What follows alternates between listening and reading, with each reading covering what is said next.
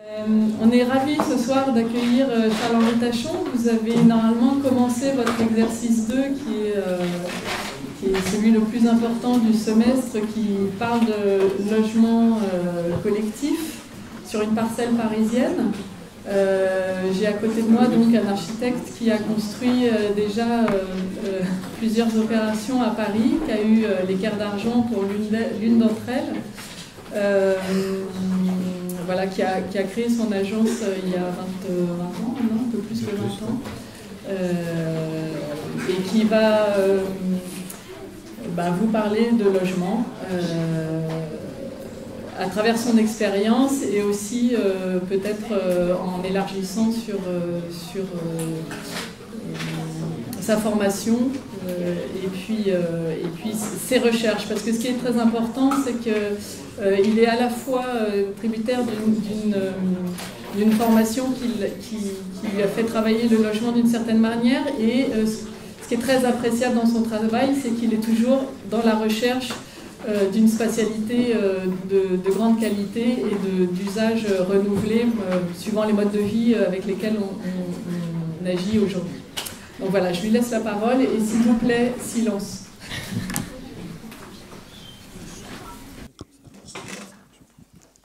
Bonsoir. Est-ce que vous m'entendez? Donc, c'est bon. On l'a refait. Bravo. C'est un grand plaisir d'être avec vous ce soir. C'est un grand plaisir aussi de parler de logement. Je pense que c'est un des thèmes de l'architecture qui est essentiel. Tout le monde habite quelque part. Donc la question du logement, elle nous touche tous. Et nous et vous sommes responsables de ce qui va se produire dans les années et peut-être siècles à venir. Et en préparant cet exposé, j'ai repensé une petite anecdote, alors qui remonte à quelques temps déjà. C'était en octobre 1994, et dans la revue L'Architecture d'aujourd'hui, qui à l'époque était, je crois, dirigée par François Chalin, c'était la fin de la période où il était rédacteur en chef. Il avait demandé à deux architectes importants de cette période de commenter leurs travaux respectifs sur deux bâtiments qui venaient de livrer. Et donc il a demandé à Jean-Claude Garcia de l'agence Tretel Garcia Tretel et à Paul Chemetov voilà, leur avis. Et donc une petite discussion critique où voilà, Jean-Claude Garcia commentait le bâtiment de Paul Chemetov construit à Guyancourt, et Paul Chemetov commentait les logements de Gagny de l'agence TGT. Et voilà, quand on va chercher dans ces pages, donc évidemment il y a un texte. Jean-Claude Garcia est plutôt essaye de trouver les bons côtés du projet de Chemetov en glissant quand même quelques petites critiques. Chemetov est un peu plus acerbe, comme on le connaît, et à la fin il se dit quand même je vais corriger le plan de Garcia. Et donc je vous ai ressorti ces plans. À gauche on voit le plan qui est un logement de 3 pièces avec au sud, cuisine et séjour, et puis c'est un logement d'angle, et donc à l'est, 2 chambres, et puis les pièces humides entre l'entrée et les chambres. Alors Chemetov renvoie un premier croquis, et il renverse le système, il met 2 chambres côté sud, il met le séjour plutôt côté est, et entre les deux, il vient glisser les pièces humides de manière à n'avoir qu'une seule gaine entre les toilettes et la salle de bain. Voilà. Et la cuisine, elle, est repoussée, elle est, on va dire, en second jour avec le coin repas en façade. Et voilà, le salon en longueur. Et puis il y a toujours une pièce, une chambre sur le côté. Et il continue, il se dit bon, c'est pas optimal encore. Et donc il refait un autre petit croquis. Et là, il renverse le principe de la cuisine et du séjour, et il colle la cuisine aux 2 autres pièces humides, et il arrive à ce plan-là, avec salon, espace repas, cuisine, toute la bande de pièces humides avec une fenêtre pour la partie salle de bain, et les 2 chambres côté sud. Et donc, il analyse cette manière de faire. Et voilà. Au départ, c'est deux architectes qui sont réputés pour avoir une certaine morale du logement social en particulier, et qui repose beaucoup sur la question de l'usage et de la manière dont on prend en considération les gens qui vont habiter et comment on prend en considération les dépenses, comment on utilise l'argent dédié au logement. Et en gros, Chemetov conclut en disant, avec Jean-Claude, si tu avais fait, comme je te le dis, tu aurais économisé 2 gaines, donc au lieu d'en avoir 3, tu n'en aurais plus que 2. Tu aurais gagné 6 000 francs, à l'époque c'est des francs. Et avec ça, tu pouvais soit mettre du carrelage dans tous les sanitaires, soit refaire entièrement un placard aménagé, ce qui aurait contribué à une meilleure finition, plus d'usage pour les habitants. Alors, je trouvais que je commençais avec cette petite anecdote parce que pour moi, elle est assez intéressante parce qu'elle évoque 2 thèmes importants. Déjà, cette espèce de joute critique, je la trouve intéressante parce qu'aujourd'hui, est-ce que vous entendez des architectes parler ou critiquer le plan d'un autre architecte? C'est assez rare. Éventuellement, ça se fait en aparté, mais ça ne se fait jamais en face à face ou par article interposé. Donc ce côté critique est important, parce que finalement, ça fait progresser les choses. Et puis, parce que ça revient sur 2 thèmes importants, qui est la question du plan. Qui, pour moi, au regard des contraintes du logement, donc le logement c'est quand même une discipline qui est extrêmement normée, avec les questions d'accessibilité aux personnes à mobilité réduite, pour les questions de surface liées au loyer des logements, pour diverses autres questions, notamment financières. Donc c'est extrêmement contraint. Et dans ces contraintes-là, je pense que le dessin du plan, c'est vraiment l'outil, le vecteur qui permet d'assurer à la fois les qualités d'usage, comment on habite dans le logement, ça se règle énormément avec le plan, et aussi toutes les qualités liées à l'espace, c'est-à-dire quel type d'espace on offre aux habitants et comment on peut donner de la richesse à cet espace, bien que finalement tous les logements de 2 pièces, 3 pièces, 4 pièces font à peu près tous la même surface dans ce cadre du logement social et même aussi de la promotion immobilière. Tout ça est assez uniforme, assez homogène. Et puis donc le premier sujet, c'est le plan. Et le deuxième sujet, c'est l'argent. Parce que dans le logement social, mais aussi dans la promotion privée, c'est la première difficulté, c'est qu'il y a toujours des budgets réduits ou serrés. Et donc, pour arriver à vos fins, il faut avoir une extrêmement bonne connaissance de la manière de dépenser cet argent, c'est-à-dire de savoir combien coûtent les choses. Et c'est le seul moyen pour qu'à la fin, vous arriviez à tenir votre projet et que vous sachiez exactement ce que vous allez obtenir. Et je me sens assez en phase avec ces deux notions-là.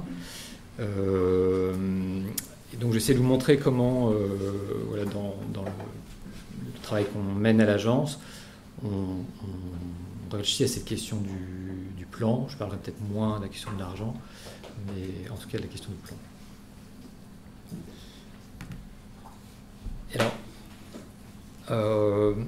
en 87, un petit peu avant, Jean Nouvel avait eu cette espèce de mot très fort en disant un bel appartement, c'est d'abord un grand appartement.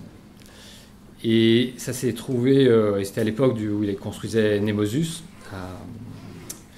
à Nîmes.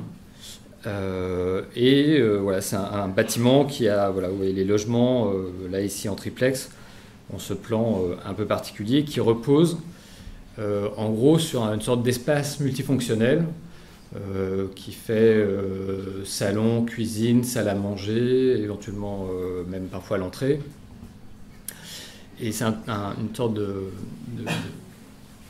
thème d'espace qu'on a retrouvé ensuite aussi dans le travail d'autres architectes qui s'appelle Lacaton et Vassal, qui, alors un peu, je dirais, qui ont décliné peut-être le premier thème lancé par Jean Nouvel, eux énormément basés sur la question de l'économie, c'est-à-dire leur objectif c'était de savoir comment on pouvait offrir le plus de surface possible pour le même budget. Et en ayant une très très grande maîtrise de leur mode constructif et des matériaux qu'ils utilisaient, y compris et du dessin qu'ils donnaient à leur bâtiment, la morphologie générale du bâtiment pour être le plus efficace possible, ils ont réussi comme ça à dégager des surfaces qui étaient 30 à 50% supérieures à la surface habituelle. Ça posait malgré tout cette question, ce qu'on voit sur l'image de droite, toujours de cette espèce d'espace un peu fourre-tout. Et je pense que suivant les usages, suivant les cultures, cet espace-là n'est pas forcément facilement habitable. Et je dirais que peut-être qu'à l'agence, on est plus attentif à une organisation du plan en essayant de définir des zones d'usage. Et j'ai utilisé cette petite référence aussi lors d'un concours sur le plateau de Saclay à Gif-sur-Yvette, où on avait proposé ce plan d'un logement T3 de rez-de-chaussée, qui est un peu atypique, parce que je crois 64 mètres carrés, donc c'est une surface qui est correcte, pas immense, mais pas trop serrée non plus. Et on entrait, voilà, il est à rez-de-chaussée, et on entrait par une sorte d'espace privatif, une petite terrasse ou courette privative, ce qui organise déjà une première transition dans l'entrée du logement. Et donc on s'était permis, voilà, de ne pas entrer avec un espace dédié, un peu séparé du reste des pièces, mais d'entrer directement dans une sorte d'espace cuisine-circulation, avec la volonté de travailler sur une addition des usages, c'est-à-dire d'avoir un vrai espace cuisine-repas qui soit distinct de l'espace du salon et qui puisse trouver aussi un prolongement comme un espace de vie collectif sur un espace extérieur qui est une sorte de patio loggia. Et tout ça dans un continuum spatial qui crée en fait des perspectives intérieures qui donnent voilà, de la profondeur au logement. C'est ce qu'on va regarder en schéma tout de suite. Là rapidement on voit le logement s'étire sur toute cette espèce de zone rouge. Il est complété par deux espaces extérieurs. Il est séparé de l'espace de la résidence collective par une jardinière. Donc il y a une première transition qui s'opère avec l'espace collectif, qui est une allée qui se trouve ici. Voilà, premier filtre, on entre vraiment, voilà, là, on entre avec sa clé. Ici, il y a un petit portillon et là, on est à l'intérieur de la partie privative. On est abrité ici de la pluie par un retrait, donc il y a une sorte ici, au vent, et on entre vraiment à l'intérieur du logement. Voilà, donc c'est un logement qui est traversant, donc qui prend deux orientations. Là, il est vraiment orienté exactement est-ouest.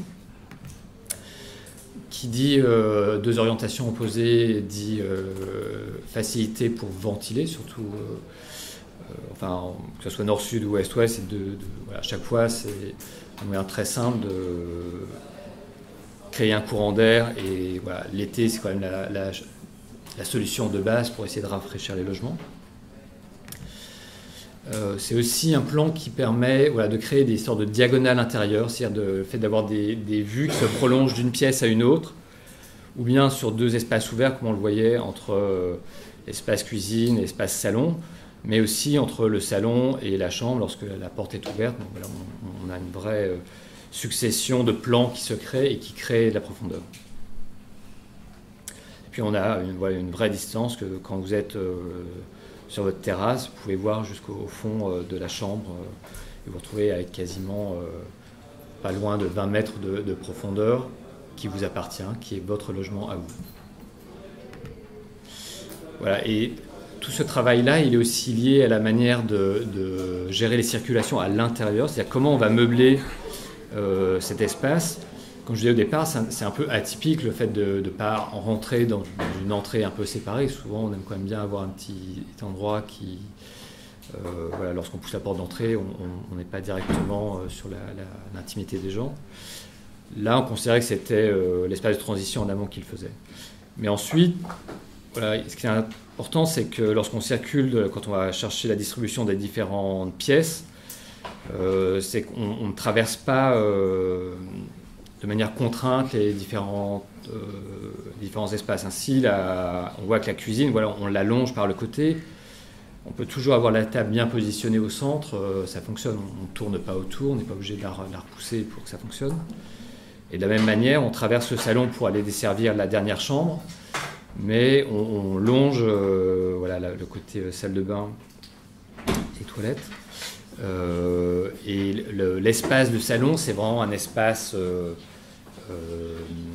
va dire un peu en cul-de-sac, c'est-à-dire qu'on ne traverse pas le salon, c'est un espace stable et tranquille.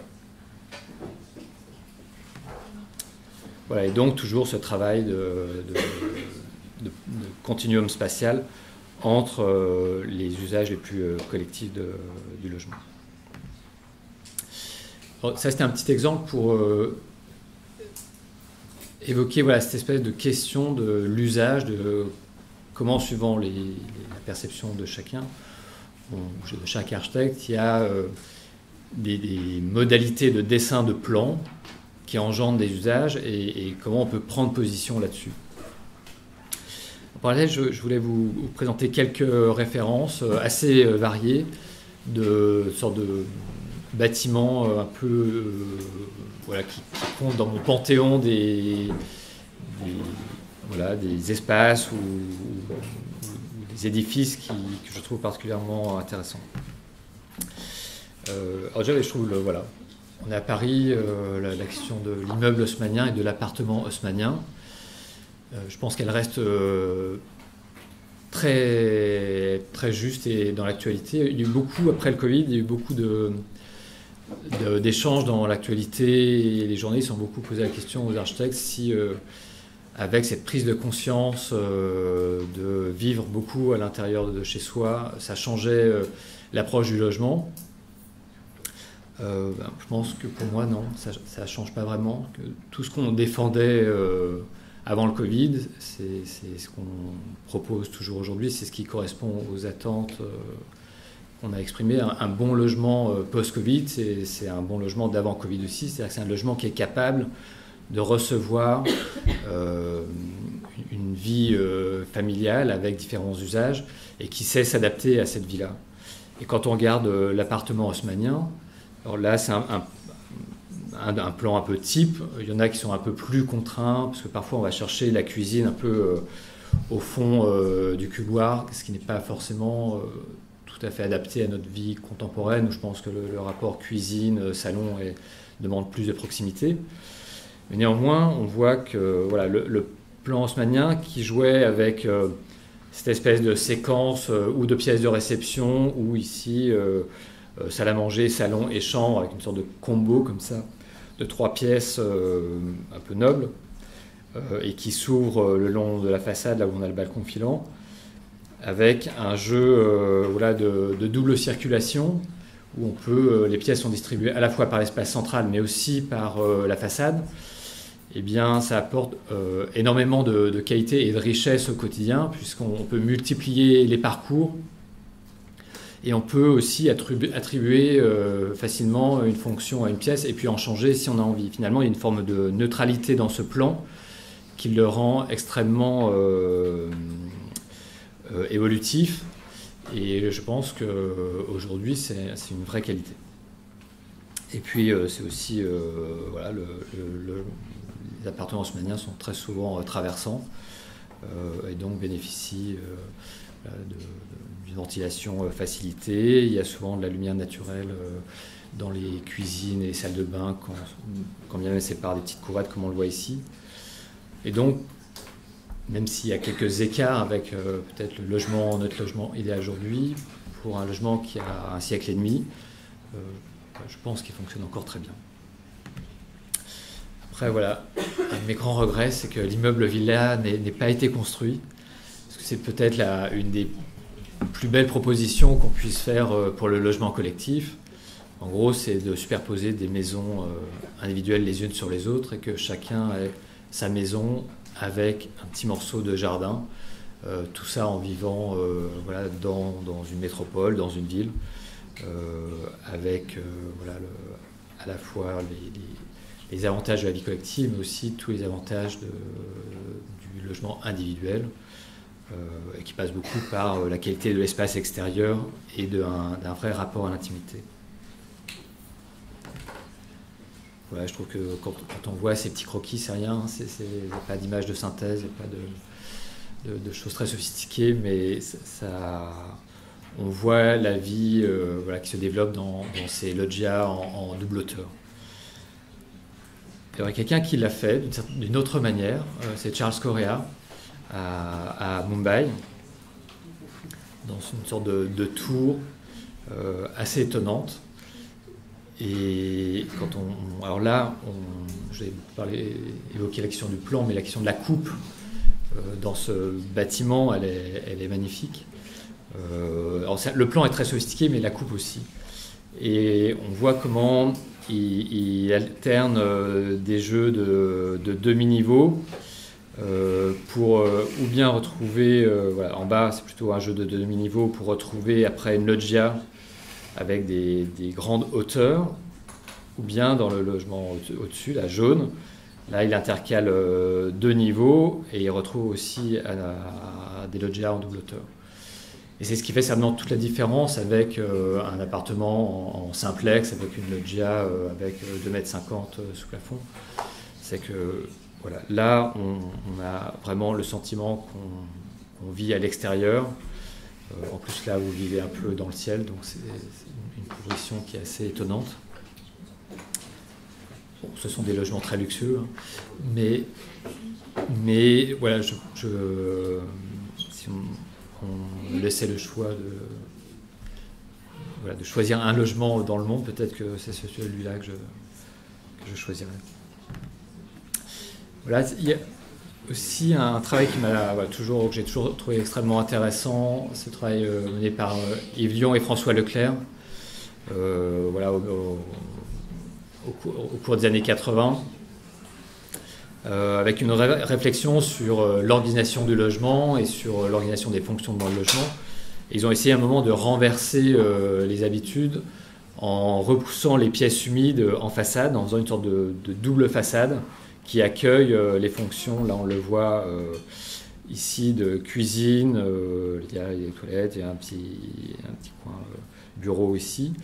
Et de l'autre côté, dans les chambres, chacune a son cabinet de toilette qui font un filtre et qui amènent à la fois la lumière, mais qui amènent aussi la fonction. Alors, c'est une vertu, c'est qu'il y a peu d'espace de distribution. Il y a aussi des effets de circulation de double circulation. Et donc ils ont réussi à le développer, notamment à un bâtiment à Villejuif, près des Hautes-Bruyères. Mais voilà, ça reste une recherche extrêmement forte. Et je trouve aujourd'hui, finalement, on a peu l'occasion de remettre en cause des sortes d'habitudes avec une salle de bain bien fermée, une cuisine ou des espaces de nuit séparés des espaces de jour, encore que ça bouge un peu désormais.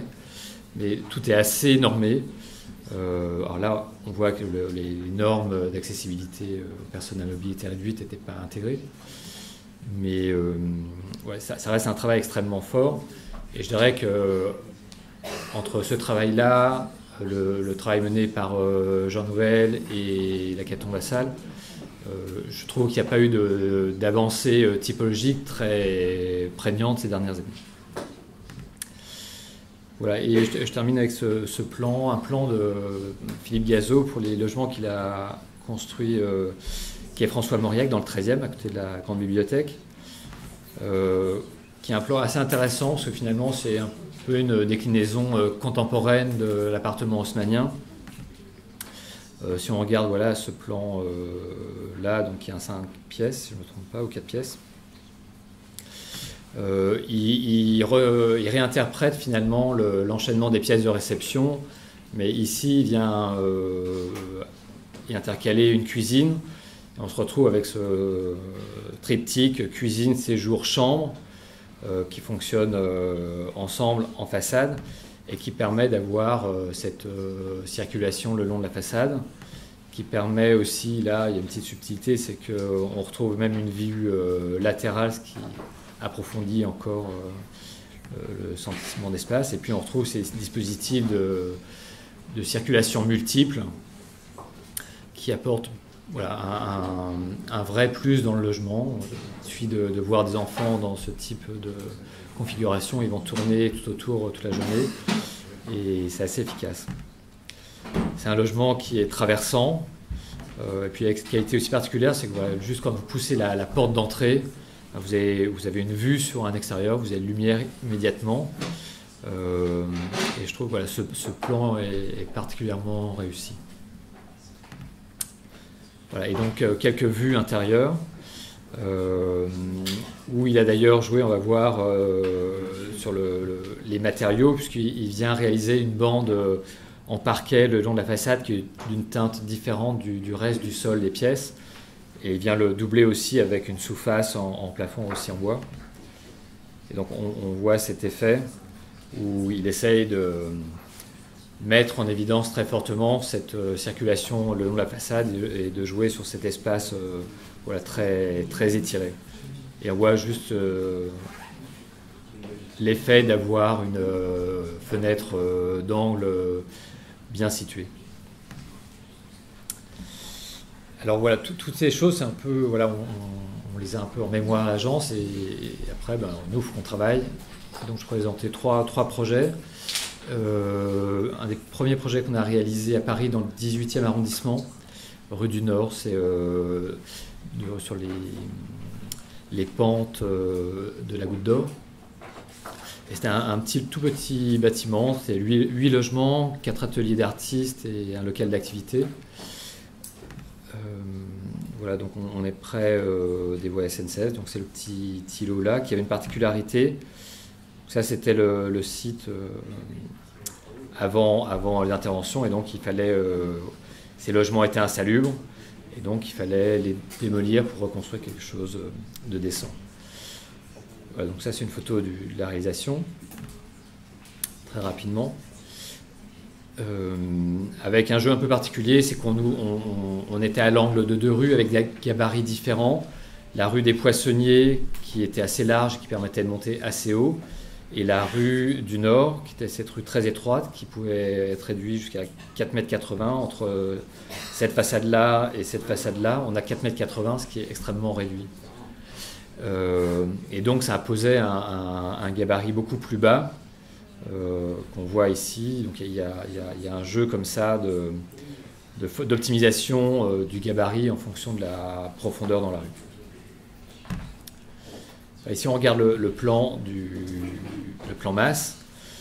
Donc voilà, on voit la rue des Poissonniers qui est assez large, la rue du Nord qui est plus étroite, et on voit surtout les mitoyens avec la copropriété d'à côté qui présentait 2 bâtiments, un sur rue, un sur cour, avec une cour entre les deux, et puis les bâtiments le long de la rue du Nord avec un bâtiment existant, et ici à l'arrière, une cour qui fonctionnait avec ce bâtiment collectif ici. Et un des enjeux de ce projet, c'était de réussir à travailler, savoir comment on allait prendre position sur cette parcelle qui était très étroite, qui faisait 9 mètres de largeur pour une trentaine de mètres de longueur, et qui avait sa façade principale orientée au nord sur la rue du Nord. Ce qui était délicat, parce que quand vous avez 9 mètres de profondeur, et que vous n'avez pas le droit d'ouvrir des fenêtres sur une limite foncière tiers, c'est-à-dire sur une autre parcelle, vous n'avez pas le droit de venir construire ici et d'ouvrir des fenêtres. Le seul moyen, c'était ou bien de se mettre en retrait de 2 mètres pour avoir ce qu'on appelle des vues secondaires, c'est-à-dire des fenêtres pour des cuisines et des salles de bain, en gros. Et si on voulait des vues principales, pour des chambres, des salons, il fallait avoir un retrait de 6 mètres. Donc si vous avez 9 mètres de profondeur et vous faites un retrait de 6 mètres, il vous reste 3 mètres de largeur de bâtiment, c'est pas beaucoup. Voilà, on voit un peu mieux. Et donc on a essayé de travailler l'organisation du plan pour à la fois optimiser la surface, mais aussi pour pouvoir aller chercher de la lumière du sud et des vues sur les limites mitoyennes, c'est-à-dire sur les cours voisines, en ayant des retraits conformes d'un point de vue réglementaire. Bon, rapidement, les élévations. Voilà. Je vais aller vite, mais ce qui nous intéresse, c'est le plan. Donc ça, c'est le rez-de-chaussée avec 4 ateliers d'artistes, la cage de distribution verticale et un logement d'activité. Et puis, voilà, un plan premier étage. Donc l'escalier était, on va dire, dans un des angles les moins favorables. On garde les façades pour mettre des logements. Et donc on a proposé cette organisation avec la cage d'escalier, 1 ou 2 logements qui forment l'angle sur la rue des Poissonniers, sur la rue du Nord, là où le bâtiment est le plus épais. Et puis après, la façade se retire un petit peu pour pouvoir monter un peu le gabarit du bâtiment. Et donc on se retrouve, comme on se met en retrait, on a déjà un bâtiment qui se réduit d'à peu près d'1 mètre, donc on n'a plus qu'à peu près 8 mètres de profondeur. Et on a opéré 2 retraits, un peu plus grand sur la cour de la copropriété qui donnait rue des Poissonniers, et un autre un peu moins marqué sur l'autre grande parcelle. On va peut-être le voir en détail. Voilà donc. Bon, c'est pas grave. Donc là on est au 2e étage. Donc si on prend le logement courant, ce logement de 3 pièces, donc on entre depuis la cage d'escalier, on entre par une terrasse privative, ce qui nous permet d'avoir un retrait relativement important. Et on arrive ensuite, voilà, il y a un petit dégagement qui dessert le salon, cuisine, une chambre avec les pièces humides. Et à l'opposé du salon, on a une 2e chambre. Et ce qui nous permettait, avec cette configuration-là, à la fois d'aller chercher le soleil avec une vue qui est officiellement secondaire, parce qu'on a moins de 6 mètres pour le salon, d'avoir la vue réglementaire sur la rue, et donc de répondre aux 2 injonctions, à la fois réglementaires et du plaisir, qui est de voir le soleil. Pour le logement de 5 pièces, donc il y avait un niveau bas, j'arrive pas à revenir en arrière, voilà. Donc on avait un logement duplex qui est accessible depuis la rue avec un escalier qui monte au 1er étage, une terrasse, une loggia en double hauteur, et puis voilà un premier espace cuisine, vraiment laboratoire resserré, un espace de repas, le salon traversant qui a à nouveau récupéré le soleil au sud et qui a sa vue réglementaire au nord, une chambre, et puis après on montait à l'étage. Voilà, on trouvait 3 pièces, 3 chambres en enfilade, et à nouveau une fenêtre au sud qui amène de la lumière, on va dire, en second temps dans les chambres. Voilà, et de l'autre côté, à l'angle, les 2 logements T1 se configurent en logement 3 pièces qui récupèrent donc une double orientation avec le salon à l'angle, une cuisine pareil avec un coin préparation et un coin repas, bien distinct de la partie salon. Voilà, ça se terminait avec un logement en duplex 6 pièces à l'angle et 4 pièces en attique, encore une fois à cause des retraits imposés par le gabarit. Et de la même manière, le salon ici retrouve une double exposition avec le sud et le nord. Voilà rapidement. En coupe, donc on voit, là on est sur la rue des Poissonniers, le premier bâtiment qui monte à R+4, le retrait de la première cour, ensuite on monte à R+3 et le retrait de la 2e cour. Voilà, et 2 coupes à 2 endroits différents, notamment à l'endroit le plus fin du bâtiment et à un endroit un petit peu plus épais. C'est un détail constructif, mais pas forcément le sujet du soir. Et voilà, ce que je voulais insister, ce sur quoi je voulais insister, c'était sur cette question de ce plan de 3 pièces et de savoir comment, sur la base d'un salon qui est finalement un simple rectangle, un parallépipède, comment on peut, en jouant l'addition d'autres espaces, lui donner plus de richesse, et notamment qui passe par l'action de la profondeur. Donc si on prend voilà, une photo de ce salon, finalement, voilà, ça pourrait être un simple rectangle. Et là, hop, on lui adjoint l'espace, le dégagement d'entrée, et soudain, voilà, il se crée une profondeur supplémentaire. Et déjà, on sent le deuxième dégagement qui mène à la chambre, et on perçoit la cuisine. Comment on crée une baie vitrée qui s'ouvre directement sur une loggia, on trouve un effet de continuité du sol. Et donc bah, l'espace de votre salon, finalement, il ne s'arrête pas à votre fenêtre, mais il se prolonge sur la terrasse. Et donc on a comme ça une succession de plans verticaux, le mur du salon, le mur de la façade à l'extérieur, le mur intermédiaire de votre façade entre votre salon et la terrasse, le mur du dégagement et derrière encore le mur de la cuisine. Donc on se retrouve avec, on peut passer d'une simple pièce avec 4 murs et une fenêtre, une porte, à cet espace qui est une succession de plans qui crée la profondeur et du coup qui crée le sentiment d'espace. Si on revient en arrière. Ah oui, et donc le dernier plan, bah, c'est le paysage que vous arrivez à obtenir en allant chercher la vue sur le voisinage. Et donc si on enlève ces filtres un par un, on arrive voilà, à l'espace final, qui est ce salon qui à la fois dispose voilà, d'une sorte de paysage intérieur avec ses successions de plans et de profondeur, et cette ouverture sur le paysage de la ville qu'on voit sur la gauche. Et donc voilà, ce travail d'addition des espaces, je pense qu'il est fondamental dans la composition du plan et dans sa capacité à offrir finalement un sentiment d'espace qui est supérieur à la surface qu'on offre. Pour la même surface, on crée voilà, une sensation qui est bien plus importante. Et souvent, c'est quand même dû à cette capacité à créer voilà, ces grandes diagonales visuelles.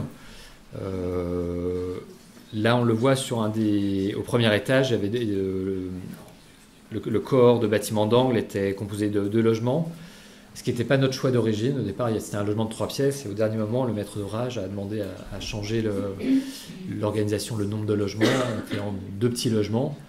Et donc, c'était assez contrariant, parce qu'on avait fait en sorte qu'il n'y ait aucun logement monorienté au nord. Et là, on se retrouvait contraint. On avait un logement d'une pièce qui était à l'angle, qui lui récupérait de l'est.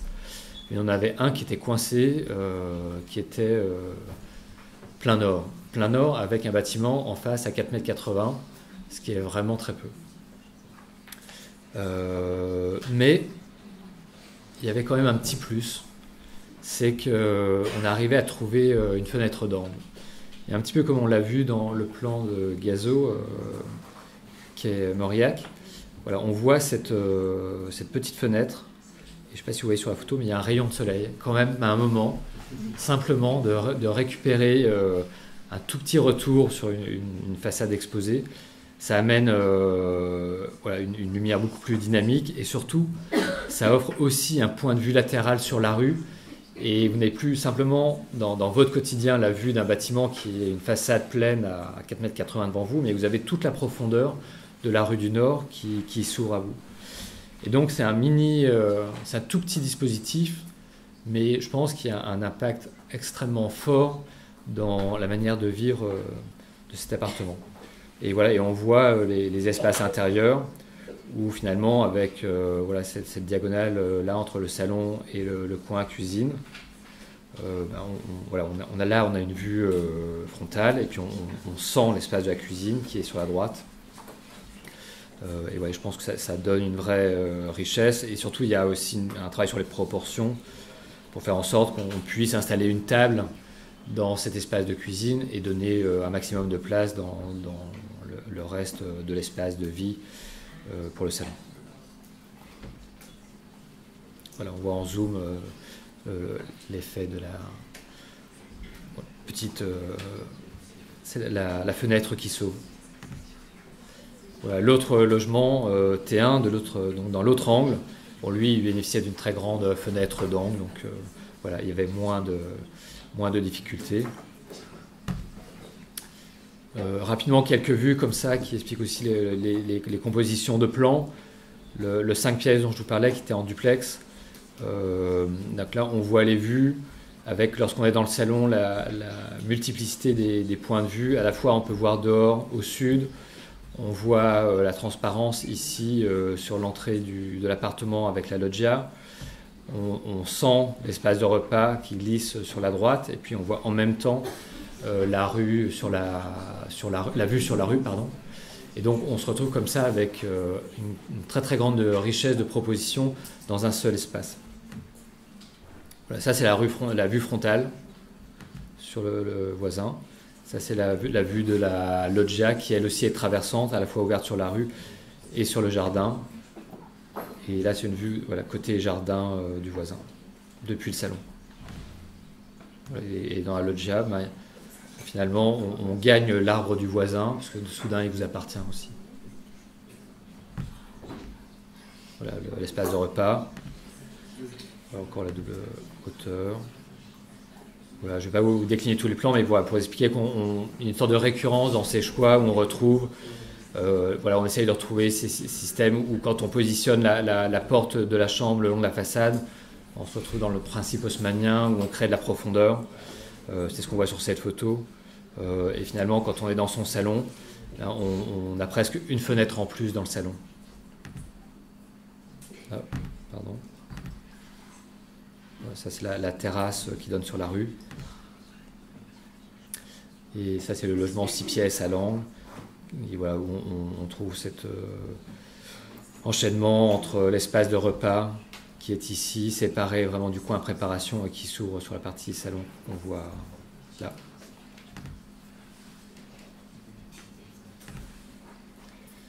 Voilà, et juste 2 mots sur le dessin de ce bâtiment, parce que je parle beaucoup du plan, mais je pense qu'un bâtiment, pour moi c'est une sorte d'équation, c'est un côté un peu mathématique, on prend l'ensemble des contraintes qu'on nous donne, et on essaye de monter un raisonnement logique qui s'enchaîne pour trouver le résultat et la formalisation finale. Mais il y a un moment où il faut le dessiner. C'est avec le même plan, avec les mêmes gabarits, chacun d'entre nous dessinera un bâtiment différent. Donc là, la question de la forme, elle est importante. Et voilà, l'architecture, c'est un acte plastique et on peut exprimer des choses qui sont extrêmement variables et extrêmement personnelles. Sur ce projet-là, ce qui nous intéressait, c'était de réussir à faire en sorte que, bien qu'ils répondent à des contraintes réglementaires urbaines différentes, à la fois sur la rue du Nord et sur la rue des Poissonniers, on voulait absolument que ce bâtiment forme une seule unité. Et donc on essayait de travailler plutôt comme une masse un peu sculptée. Et donc c'est une sorte de matière uniforme, ce béton brut, auquel on vient enlever parfois, qu'on vient creuser ici et là. Et en essayant d'exprimer, de témoigner en tout cas de la situation urbaine de ce bâtiment, en essayant par exemple de marquer cette situation d'angle. Les bâtiments d'angle, c'est toujours dans la ville des très très belles dispositions, et donc là on voulait essayer d'exprimer par exemple le retournement de la rue la plus importante sur la rue la plus petite, avec ce jeu de fenêtres, de ce mouvement des fenêtres, des grandes fenêtres qui se retournent. En passant, il y a un angle coupé. Évidemment, en tant qu'architecte, au départ, on a essayé de retrouver un angle droit. Ça nous rassurait. Et on a tourné le truc dans tous les sens, on n'y arrivait pas. Et finalement, ce qui est intéressant, c'est aussi de travailler avec la particularité formelle de ce site. Et à un moment, on a décidé de l'assumer, de se dire, OK, il y a un pan coupé, alors on va travailler avec. Et on va travailler avec en expliquant justement cette question du retournement et ce jeu de proportion des fenêtres qui tournent et qui a ce côté un peu presque cinétique dans la composition de la façade. On montre aussi ces espèces de jeux de creux, à la fois au rez-de-chaussée, ici sur le côté, sur l'autre côté. finalement, ça permet d'étirer le bâtiment et de lui donner un sentiment de hauteur, ça l'affine et ça lui donne un sentiment de hauteur qui marque l'angle de la rue, à l'inverse de la rue plus loin où on est voilà, un peu plus bas. Et puis, ce qui est intéressant aussi quand on travaille sur un petit bâtiment comme ça, c'est donner une sorte d'identité à chacun des logements. Je ne sais pas si je peux revenir en arrière. Non. Pardon. Un instant. Voilà, même sous la façade, on va dire la plus grande, chaque logement est identifiable. Il y en a un qui a la grande fenêtre d'un côté, l'autre qui a le grand cadre, le troisième qui va avoir la terrasse, et ainsi de suite. Alors ça, on a plus de mal à le faire quand on fait 100 logements d'un seul coup, mais quand on en fait 8, c'est possible, et je pense que c'est important de pouvoir reconnaître le lieu dans lequel on habite. Voilà, par exemple, lui, il avait le logement avec la grande fenêtre sur la rue et la fenêtre qui donne sur le ciel et sur les arbres. Voilà, ça, c'est une vue depuis la rue, la petite rue, la rue du Nord, en direction de la rue des Poissonniers. On voit la fenêtre d'angle qui n'est là qu'une fois, parce qu'il n'y a qu'une fois ce logement de une pièce. Et lorsqu'on passe dans les logements 3 pièces, on n'a plus besoin de cette fenêtre. Vous remarquerez aussi, en fait, dans ce bâtiment, vous ne verrez jamais, à l'exception des fenêtres, vous ne verrez jamais la tranche d'un voile de béton. C'est toujours des effets de retournement pour exprimer la masse et pour vraiment avoir ce sentiment de l'épaisseur et de la profondeur, à l'exception uniquement des fenêtres, où on a volontairement limité toute l'expression du second œuvre, en essayant de jouer juste l'effet gros œuvre, béton et percement. Et donc les fenêtres, c'est une baie qui est en bois avec le châssis, le dormant qui est masqué, on ne voit que les ouvrants, et le garde-corps qui se limite à une lame de verre tenue par des coulisses, en essayant de rendre toute cette expression la plus abstraite possible pour uniquement renvoyer à l'effet de forme et de matière. Voilà, et on le voit aussi sur les baies vitrées des ateliers d'artistes du rez-de-chaussée. Donc la porte d'entrée voilà, est mise en évidence, et entre deux éléments de porte, c'est une grande baie vitrée dont on ne distingue pas le châssis qui est masqué derrière le voile de béton. Ici, on ne lit pas du tout le châssis. Voilà, et puis après, je pense quand on dessine un bâtiment, il y a quelques marqueurs intéressants. Et je trouve que le travail sur la serrurerie, c'est toujours un lieu où on peut exprimer la qualité du dessin, et où je sais que personnellement, voilà, quand je visite un bâtiment, je regarde toujours ce détail-là et je vois un peu jusqu'où on a pu pousser le détail dans la mise en œuvre. Voilà, et donc là, il y a des petits jeux sur la manière de positionner, de fixer les garde-corps. Il n'y a jamais un garde-corps qui est fixé avec une platine et des chevilles, c'est toujours scellé directement dans le béton. Ce qui m'amuse aussi, c'est de travailler avec des modes constructifs extrêmement basiques, extrêmement rudimentaires. Avant d'avoir des chevilles Hilti, on faisait un trou dans la pierre et on scellait la serrurerie dans la pierre. Et finalement, c'est plutôt assez élégant. Et je pense qu'on peut aussi le faire dans du béton aujourd'hui, et ça marche très bien.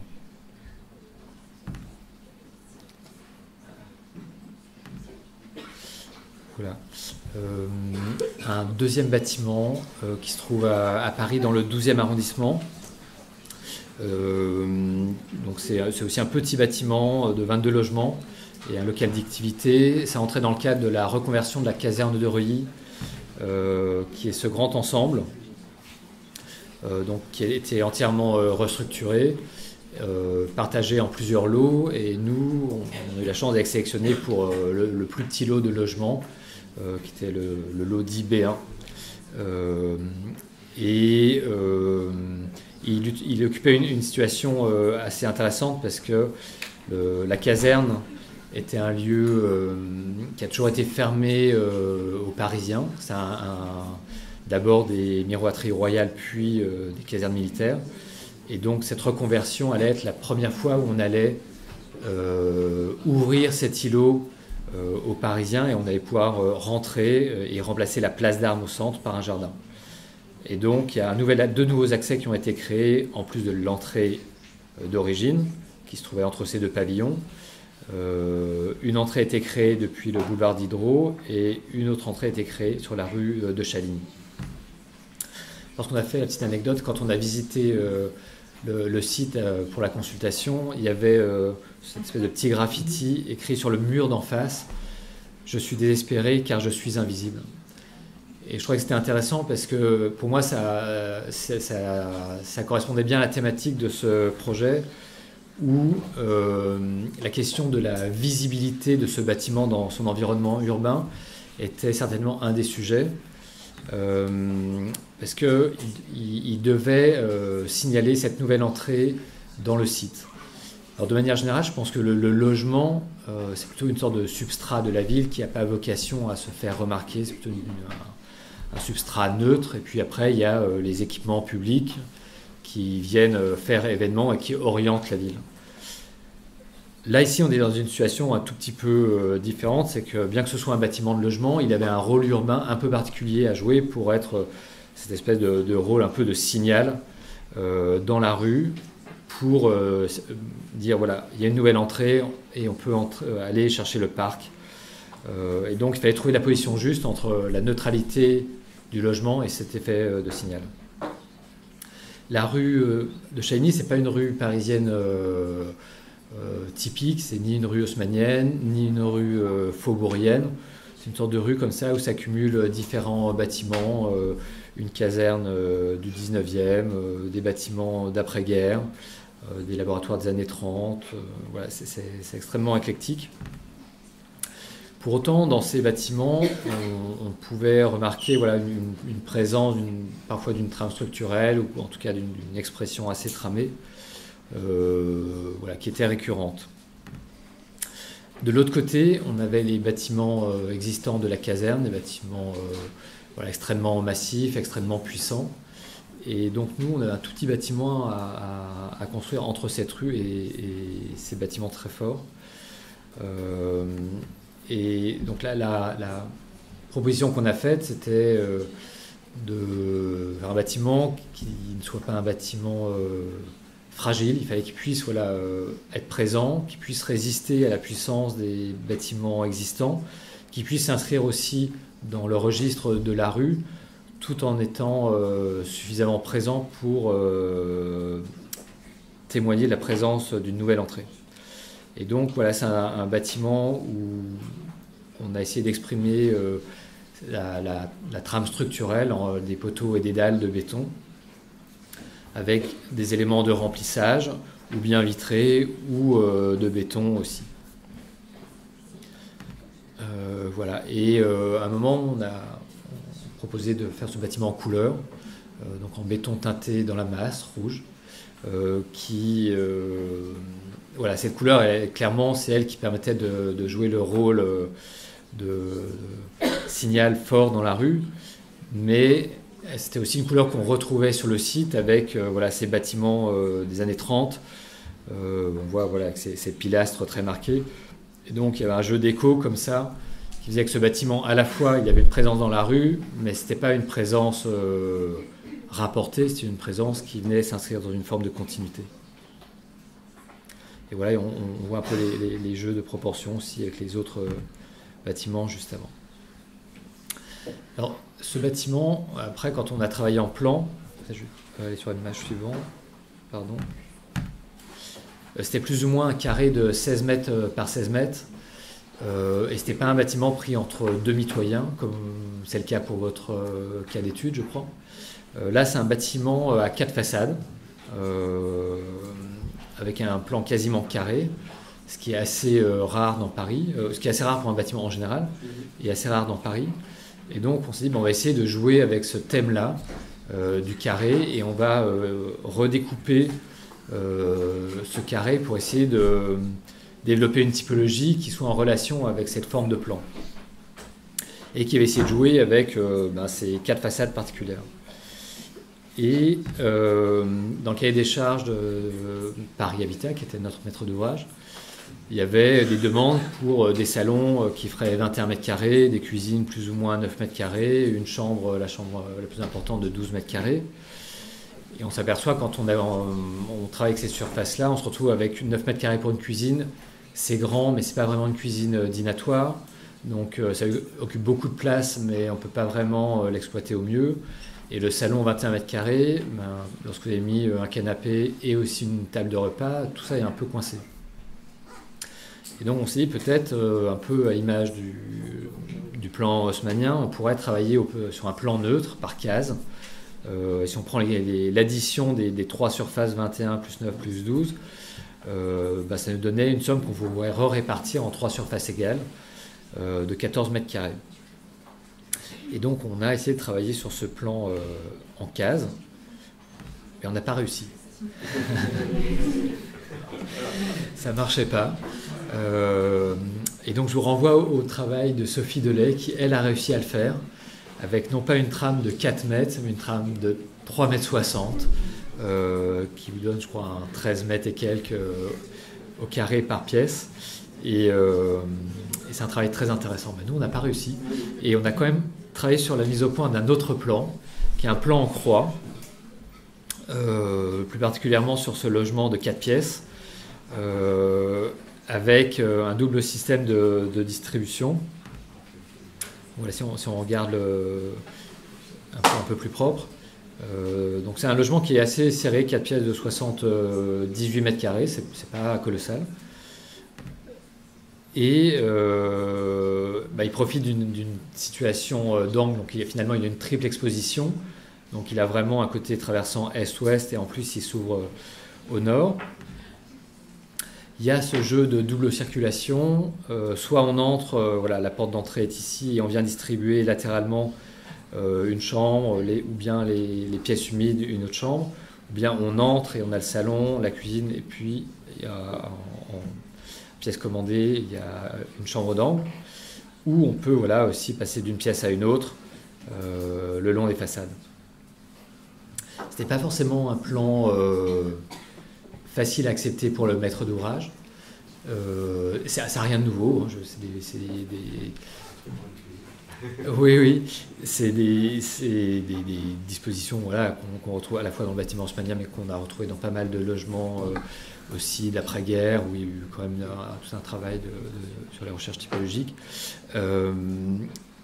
Mais il y avait un côté assez... on ne va pas dire expérimental, mais encore une volonté d'avancer chez le maître d'ouvrage, de proposer des choses peut-être un peu moins conventionnelles. Et ils ont accepté qu'on pousse ce raisonnement. Et ça nous a permis de mettre au point ce système, où aussi on multiplie les vues, les orientations. C'est-à-dire que quand vous habitez ici, vous voyez à la fois la rue, à la fois la cour en direction du jardin, à la fois vos voisins. Et donc vous savez exactement où vous vivez dans la ville. Ça, c'est aussi un thème qui est vraiment un thème de réflexion important à l'agence. C'est que l'espace intérieur de votre intimité, l'espace de votre intimité vous permet aussi de comprendre la ville dans laquelle vous êtes. Si vous vous retrouvez sur un logement enfermé sur une cour, vous ne savez pas ce qui se passe autour de vous. Moi, je pense que c'est important de toujours être en relation avec le monde dans lequel vous vivez. Par exemple, on l'a vu avec les confinements, c'est-à-dire que je pense que ceux qui étaient en relation avec les rues, même s'il n'y avait pas grand monde dans la rue, ça donnait le sentiment d'être quand même raccrochés au reste du monde, parce qu'on n'est pas des gens qui étaient coincés dans des toutes petites cours. Et donc voilà, quand vous avez la chance d'avoir 3 façades, vous avez le monde autour de vous. Voilà quelques vues intérieures. Donc là, vous êtes sur l'espace de loggia et vous regardez à l'intérieur avec ce salon. Salle à manger qui s'enchaîne. On distingue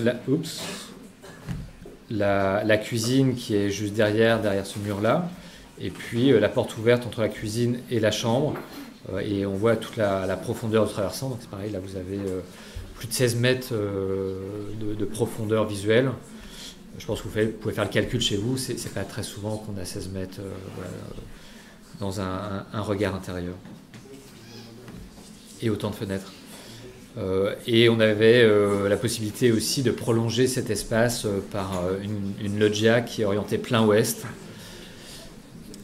Et j'ai une affection aussi particulière pour l'espace de la loggia. Je pense que pour moi, c'est le plus bel espace de l'architecture. Parce que c'est un espace construit. Voilà, il y a un plafond, il y a des côtés, il y a une structure. Et pourtant, vous êtes dehors.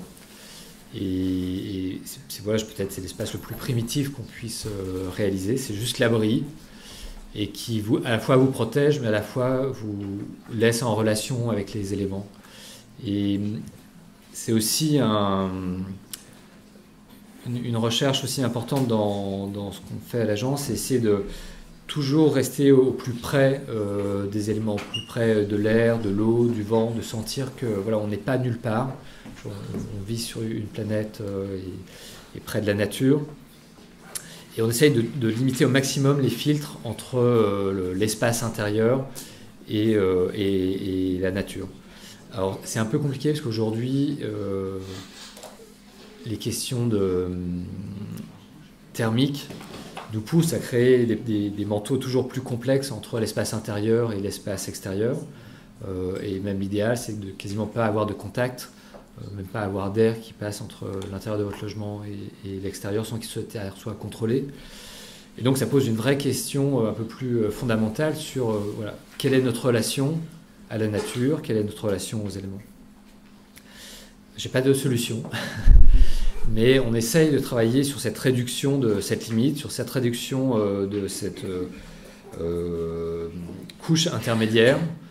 Et on a beaucoup travaillé avec le béton brut, à la fois parce que c'est un moyen d'exprimer la structure et donc d'avoir une sorte de vérité de ce qui porte le bâtiment, de témoigner de comment il est construit, mais aussi parce que ça nous permet de condenser les éléments de construction et donc de limiter voilà, la succession des épaisseurs, des éléments, des couches.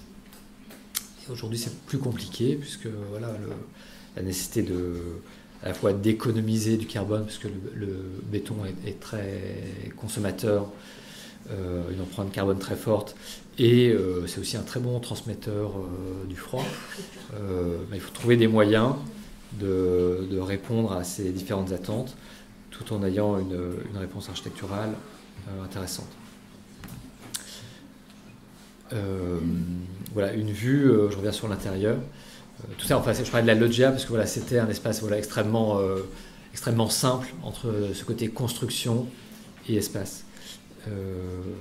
Voilà, là, on revient un petit peu en arrière, on est dans la chambre, on voit en premier plan la cuisine, en second plan le salon et en dernier plan la loggia. Voilà une petite anecdote sur une des fenêtres arrière avec cet effet d'oriel qui n'était pas au début du bâtiment, mais qui était pour des contraintes réglementaires de vue. Là, on a décidé de faire un petit pli dans la façade pour aller orienter la vue en diagonale et pas percuter le bâtiment d'en face et qui va plutôt se glisser dans la cour. Donc c'est un petit tricks réglementaire, mais c'est aussi intéressant parce que à la fin, ça touche à la plastique du bâtiment et ça lui donne une richesse qui ne serait pas forcément venue d'elle-même. Voilà un petit point que je n'ai pas forcément soulevé dans l'explication du plan, mais les salles d'eau, les salles de bain ne pouvaient pas être en façade dans ce plan-là, mais on a quand même ajouté une imposte vitrée qui donne entre la salle de bain et la cuisine, et c'est pas grand-chose. Dans tous les logements, tous les bâtiments du 19e, vous avez ça. Dans tous les bâtiments des années 50, vous avez ça. Dans les années 80, on a considéré que c'était trop d'argent et que l'électricité suffisait. Aujourd'hui, on commence à se reposer la question. Ça marche très très bien. Voilà, quand vous poussez la porte de votre salle de bain pour aller vous laver les mains pendant la journée, vous n'avez pas besoin d'allumer l'électricité. Et c'est une sensation aussi voilà, de grand confort que d'avoir la lumière naturelle. Voilà, une vue de la loggia avec aussi ce détail, c'est qu'on a mis des stores plutôt sur la façade extérieure, ce qui permet l'été de s'abriter du soleil qui est plein ouest, tout en pouvant utiliser quand même l'espace intérieur de la loggia, et ça vous fait une vraie salle à manger d'été.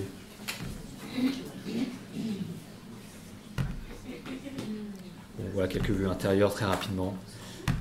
Et comme je parle beaucoup, il y a encore quelques photos, donc je vais avancer vite, j'ai tard je crois. Voilà, juste quelques vues intéressantes sur la plastique du bâtiment. Là, on est dans un registre où, comme je vous expliquais, il fallait que ce bâtiment puisse dialoguer avec les bâtiments de la caserne. Et je trouve assez intéressant de ce point de vue où on voit ces chaînages de pierre, les cordons de pierre des bâtiments existants et cet écho, cette traduction qu'on en a sur le bâtiment en béton avec sa trame structurelle, ses poteaux aux angles et aussi ces nez de dalles qui sont exprimées voilà, dans une autre matière, mais une autre matière voilà, solide, minérale, voilà, qu'on retrouve aussi sur cette vue-là. C'était un des cheminements intéressants dans le dessin du bâtiment et dans l'échange qu'on a eu aussi avec les autres architectes qui travaillaient sur ce projet.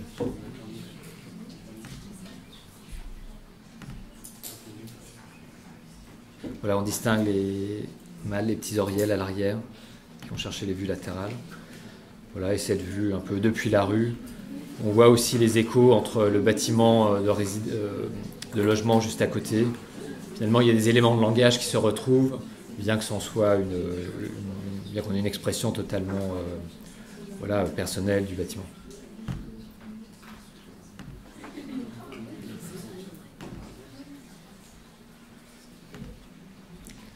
Un tout petit crochet par Lille sur un bâtiment qui était construit dans un quartier un peu périphérique de Lille, au droit d'une gare fluviale.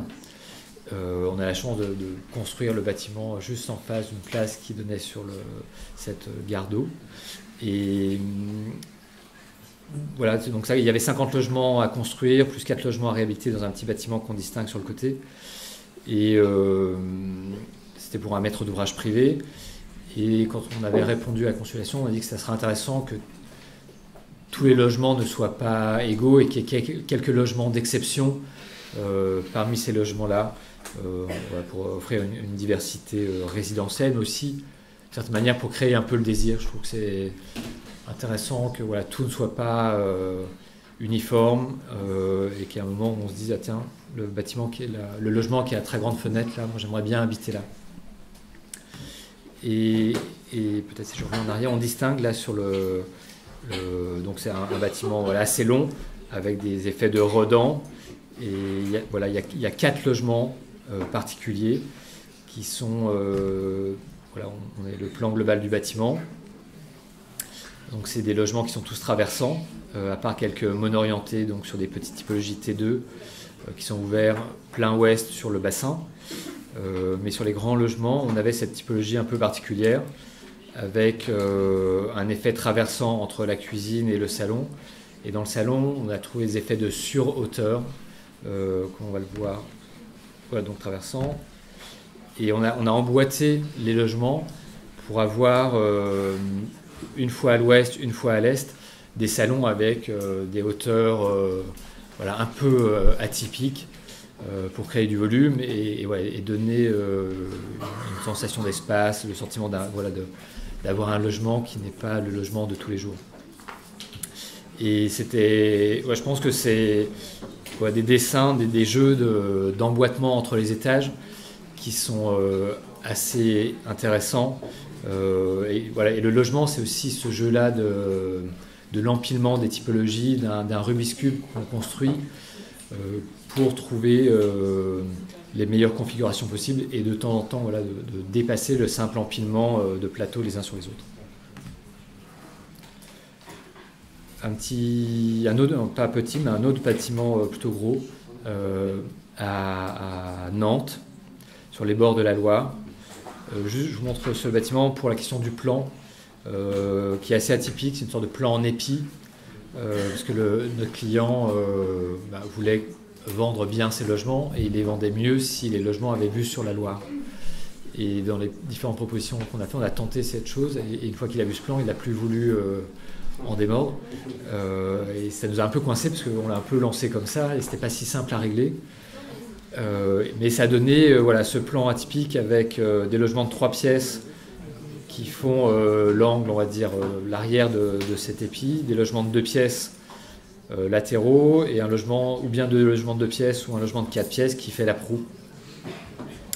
Et on a à chaque fois cet effet d'ouïe qui s'ouvre sur une loggia et qui s'ouvre donc sur la vue sur la Loire. Alors on retrouve aussi le thème de la loggia, on monte à R+13 être sur un balcon simplement en projection d'une façade à 13 étages, c'est pas très confortable. C'est pour ça qu'on s'est dit, voilà, il faut essayer de tenir l'espace extérieur. Et la loggia, voilà, c'est cet espace construit mais protégé. Et je pense que c'est la question du sentiment de protection extrêmement important. Je pense que le logement, c'est le lieu, c'est le refuge. Alors je pense que c'est un sentiment qui a évolué au cours des siècles. Je pense que quand on passait sa vie à travailler dehors, il suffisait qu'on se réfugie à l'intérieur sans avoir beaucoup de communication avec l'extérieur. Aujourd'hui, on passe beaucoup de temps voilà, dans des bureaux, dans d'autres bâtiments, à l'intérieur de bâtiments. Et quand on est chez soi, on veut aussi pouvoir profiter du paysage. Mais pour autant, on a envie d'avoir ce sentiment de protection, ce sentiment de confort qui est apporté par voilà, l'effet d'abri. Et être dans une loggia qui est un espace tenu, protégé, ça la rend confortable. Et c'est un peu la même chose avec lorsque vous faites des baies vitrées. Si la proportion de votre pièce n'est pas adaptée à la proportion de votre baie, vous pouvez assez vite avoir un sentiment d'inconfort, avec le sentiment d'être projeté à l'extérieur et de ne pas se sentir bien. Donc c'est un calcul assez délicat. Et on était un peu, plus vous montez et plus cet équilibre doit être pris en compte. Voilà, donc là on avait la vue voilà, sur la Loire pour tous les logements. Donc le bâtiment est encore en chantier, c'est une photo de la semaine dernière, et on voit voilà, ce que ça donne en volumétrie. À ma droite c'est la Loire, je crois on la distingue à droite, et on voit voilà, cette succession de balcons, de loggia, et il y a un travail de stratification où on associe les logements ou 2 par 2, enfin les plateaux plutôt, ou 2 par 2 ou 3 par 3, avec une expression des garde-corps qui n'est pas la même en fonction des situations. Et là, c'est la façade opposée à la Loire qui regarde Nantes, qui elle est plein nord et donc qui ne se retrouve pas avec des vrais balcons, mais juste des garde-corps pour avoir des fenêtres de plein pied. Et je termine juste avec une petite chose. Parce que la question du logement, c'est aussi la question du logement individuel. Et ça, c'est un des premiers projets de l'agence voilà, autour des années 2000. Au départ, c'était pour rendre service. Les parents d'une amie qui avaient toujours vécu dans leur maison sans salon. Voilà, ils vivaient la cuisine et puis avaient les chambres. La vie était ainsi faite que voilà, ils ont toujours vécu comme ça, et arrivés à la retraite, ils se sont dit quand même on aimerait bien avoir un salon. Et donc il y avait on ne le devine pas sur ces photos, mais il y avait ils avaient construit devant leur maison un garage qui est derrière ce mur là. Et donc ils m'ont demandé de faire juste un retour en L de leur bâtiment. En gros, il fallait être sympa et déposer un permis de construire pour qu'ils puissent le faire. Évidemment, vous êtes jeune architecte, vous prenez forcément au jeu et vous ne pouvez pas vous limiter à juste faire ce qu'ils vous demandent. Donc je reviens 15 jours après avec la commande, un retour je crois qu'il y a un plan derrière. On va les regarder. Voilà. Donc là, on voit le bâtiment existant. Et donc ici, il y avait le garage qui était construit sur cette emprise-là. Et donc je leur propose le retour en L, avec un retour de toiture en L. Je leur dis, j'ai quand même aussi un autre truc à vous proposer. Et l'idée, c'est que quand on regarde un peu le paysage alentour, pardon, je vais y arriver. Voilà, c'est un petit hameau. Et quand on regarde les bâtiments dans ce hameau, il y a une sorte de thème avec des bâtiments qui forment pavillon, avec des toitures à 4 pans, parfois très inclinées. Et je me suis dit que déjà le thème du bâtiment ou la figure du bâtiment en L n'est pas du tout une figure récurrente dans cet environnement. Et qu'on aurait plutôt pu essayer de travailler sur cette figure du pavillon. Ça c'est le résultat. On va peut-être voir. Ah, je pensais que j'ai d'autres photos, pardon. Et donc, on est en champ. donc j'ai proposé voilà, de distinguer un volume du bâtiment existant et de faire une liaison. C'est pas un dispositif très compliqué, mais ça permettait d'avoir voilà, de créer ce pavillon avec une toiture à 4 pentes qui serait vraiment le salon, un usage salon, de créer une liaison entre le bâtiment existant et le nouveau bâtiment qui serait l'espace de salle à manger, et d'avoir simplement une toiture plate qui viendrait faire la liaison entre les deux bâtiments. C'est ce qu'on voit sur cette photo. Et on voit déjà l'écho avec voilà, cette espèce de pigeonnier qui était sur la maison existante. Et ce qui est intéressant dans ce... Voilà, là, on voit la vue côté jardin, la liaison avec le bâtiment existant, le pavillon. Mais tout de suite, en parallèle, est arrivée l'action de comment on allait construire tout ça. Et l'idée, c'était de le faire assez simplement. Et tout de suite, c'était une période où la question de la construction bois en CLT revenait un peu voilà, dans l'actualité. Et j'aurais proposé voilà, de construire cette extension avec ce matériau-là, qui nous permettait à la fois de construire vite, mais aussi de travailler sur la position des percements pour avoir des percements qui soient situés dans des dispositions qui ne sont pas des dispositions classiques qu'on aurait qu'un bâtiment en charpente de bois, où vous devez avoir des poteaux dans les angles, une manière de tenir les linteaux. Avec le CLT, c'est un peu du carton en fait. Vous pouvez faire les ouvertures où vous voulez et ça vous donne une grande liberté. Et donc on a pris plaisir à positionner une fenêtre à l'angle parce qu'elle ouvrait sur une vue particulière, une fenêtre quasiment à la limite avec le toit, parce que finalement c'est assez rare de pouvoir faire une fenêtre traditionnellement comme ça. Et puis ici une très grande fenêtre avec une longue portée qui ici est masquée par le volet. Voilà. Donc le volet qui était un élément de bardage qui se coulisse et qui se referme. Et la baie elle-même qui est une grande baie coulissante à galandage qui vient se refermer dans l'épaisseur du mur. Voilà, et on a une vue en transparence entre la très grande fenêtre et la fenêtre d'angle où on voit en ligne de mire un autre petit pavillon avec son toit à 4 pentes. Voilà, on revoit ces petits pavillons dans les champs. Voilà, une des maisons juste à côté. Oui, et voilà, et donc un petit détour par la construction. Donc c'est ce mode de structure en bois. Donc vous dessinez les choses, vous les faites usiner en atelier, et puis après vous avez un camion qui arrive avec une grue mobile en kit à plat, et vous assemblez ensuite votre bâtiment. C'est vraiment comme une maquette en carton. Et donc cette opération a eu lieu en plein été, c'était au mois de juillet je me souviens, et c'était comme une sorte d'événement dans le village, une petite fête, parce que on a mis 3 jours pour construire le bâtiment. Et donc voilà, le camion est arrivé, ils ont mis tous les panneaux au sol, ils ont construit les murs verticaux sur le garage, 4 murs, et puis ensuite ils ont assemblé le toit au sol, comme on le voit ici, et ils l'ont porté ensuite, voilà, on assemble le toit au sol, on distingue les murs verticaux qui ont été posés, et ensuite le toit a été soulevé. Voilà, on voit les murs.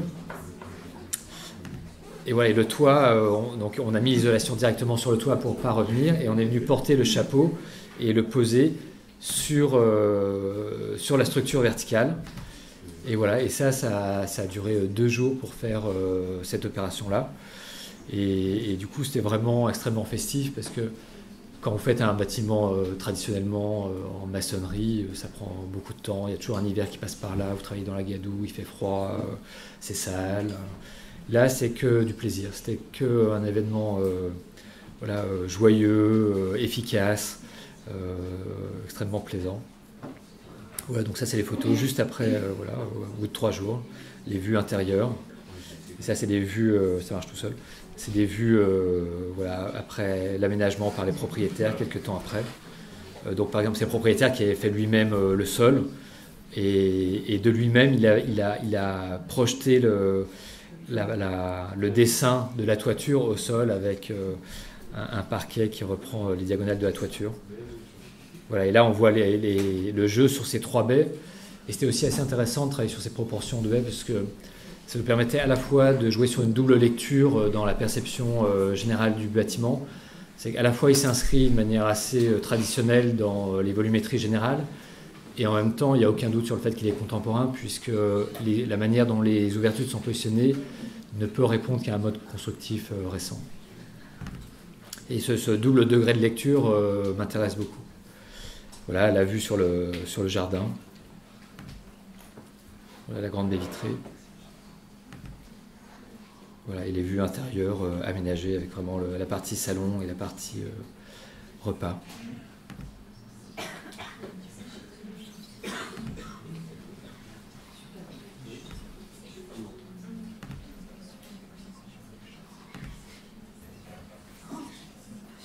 Donc c'est assez pointu. Voilà les vues sur l'extérieur. Voilà, quelques temps après, le bois avait grisé.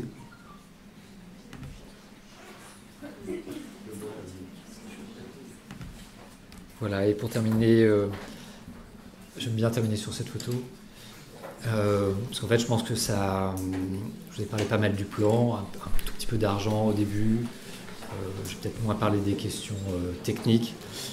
Mais à la fin, je trouve ce qui est le plus important dans la question de l'architecture, finalement, c'est le paysage. C'est que tout le travail que nous faisons, que vous allez faire dans l'avenir, c'est de savoir comment vous prenez position dans un site et comment vous comprenez ce site en amont pour pouvoir dessiner un bâtiment qui a du sens. Ça ne veut pas dire qu'il faut à chaque fois s'intégrer. Par moment, il faut prendre position pour diverses raisons, parce que ou bien le programme le demande, ou bien l'environnement le nécessite. Par exemple, Porte de Banque, on a construit un bâtiment qui est en béton bleu. C'était important que dans cet environnement, qui était un environnement extrêmement dur, amener un peu de lumière avec la couleur, ça avait du sens. Le bâtiment rouge, c'est pareil, on ne peut pas dire que c'est un bâtiment intégré comme ça très facilement. Je pense qu'à son manière, il s'intègre, mais il est un peu présent. Ici, le sujet, c'était plutôt de se glisser dans le paysage et savoir comment on allait composer avec les bâtiments existants. Et je trouve que c'est une très grande richesse dans notre travail au quotidien de développer des bâtiments qui sont des réponses à chaque fois uniques en fonction d'un site, en fonction d'une identité, d'une culture, d'une manière de faire les choses. On s'aperçoit aujourd'hui qu'il y a une sorte de dichotomie qui est arrivée avec la capacité de construire partout de la même façon. Le béton y a contribué, mais toute l'industrialisation des matériaux de construction pousse à ça. Et on s'aperçoit avec les événements récents, à la fois la flambée des prix de l'énergie qui font que le coût des matériaux n'est plus celui qu'on avait jusqu'à présent, que la question aussi de l'approvisionnement. On s'aperçoit que faire venir des arbres de Sibérie, c'est pas si simple, ou de l'aluminium d'Ukraine. Et donc il y a un peu un repositionnement sur utiliser des matériaux qu'on sait produire plus localement, voire des matériaux qu'on a déjà à disposition en les réutilisant. Et la question du site, du local, elle se réintroduit aussi dans le mode constructif. C'est pas qu'une idée politique, c'est aussi, ça devient peut-être une question de nécessité. Et on passe d'un geste qui était juste un geste de bon sens de faire avec ce qu'on avait sous la main parce qu'on n'avait pas d'autre solution, à une nécessité nouvelle. Et donc de retrouver ce lien entre le lieu dans lequel vous travaillez et les moyens que vous avez, qui sont à votre disposition, et puis ensuite votre choix d'architecte de savoir comment vous mettez tout ça en forme et comment à la fin une petite maison vient s'intégrer dans un paysage. Merci.